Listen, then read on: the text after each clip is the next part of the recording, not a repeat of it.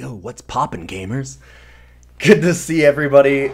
It's another Eternal Deck Tech. It's the beginning of a new month, which means that we have another sub deck. We just finished the Eternal Tournament of Power. I want to give a big shout out to all the subs and patrons who make that possible every single month by sending me in tons and tons of cool decks, and of course by supporting the channel monetarily, so that's super awesome.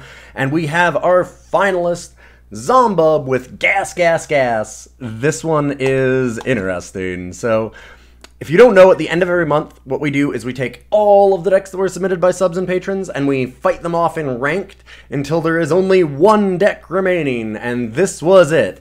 It is a Messenger Hawk Nostrix kind of little combo deck, which you may be familiar with. You've probably seen some versions of this. There used to be Cliffside Porter, which has a 1-0 with Echo.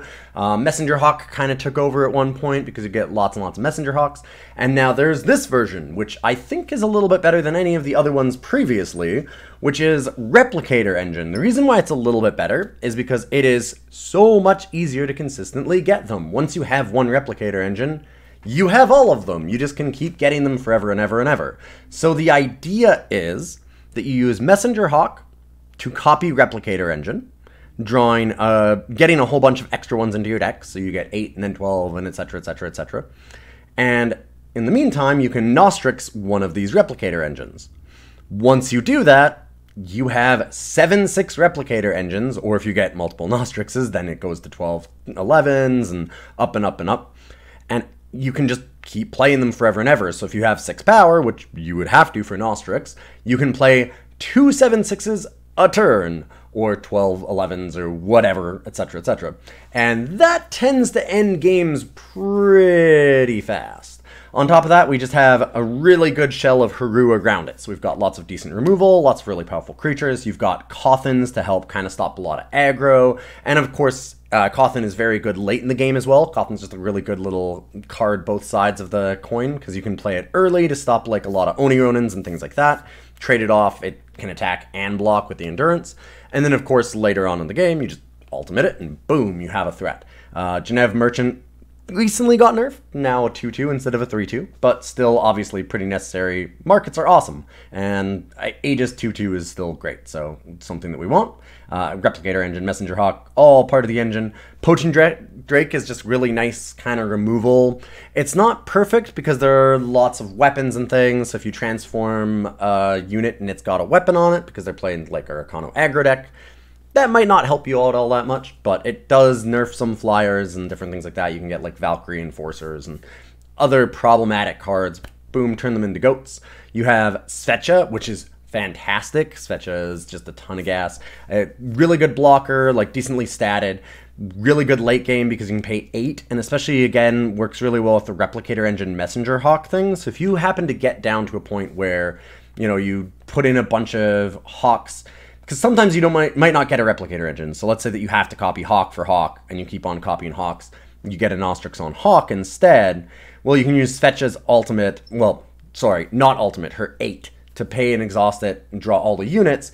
You can get a whole bunch of Messenger Hawks all at once and have a bunch of big flyers. So you can do a few different little tricks like that as well. Works with the Replicator Engine, but again, you kind of don't need it with Replicator Engine because of its own ability. But also just really, really nice at stopping your opponent from having like any board wipes or things like that. A lot of the times you can kind of curve out, slam a Svetya, and then they can't harsh rule you, and you just win the game the next turn, which is really, really awesome with Svetya.